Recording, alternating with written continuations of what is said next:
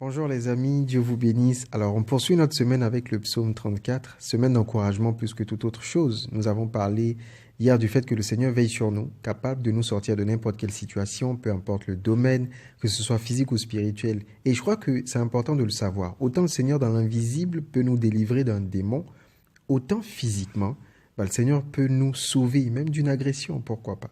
Tout ce qu'on a à faire, c'est lui faire confiance dans ce sens, parce que non seulement il le peut, mais surtout il le veut. Donc, lisons aujourd'hui le psaume 34, les versets 5, 6, 19.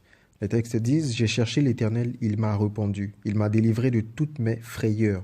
Quand on tourne vers lui les regards, on est rayonnant de joie et le visage ne se couvre pas de honte. L'Éternel est près de ceux qui ont le cœur brisé et il sauve ceux qui ont l'esprit dans l'abattement. En fait, je veux aujourd'hui relever un autre aspect du secours du Seigneur. C'est celui de l'âme, mais dans sa partie émotion et sentiment. On n'y pense pas souvent. Je crois que nous avons très souvent essayé de guérir de nos blessures et de nos maux émotionnels par nos propres moyens, par le moyen justement des hommes ou même de vices dans le monde pour penser les blessures et combler les vides.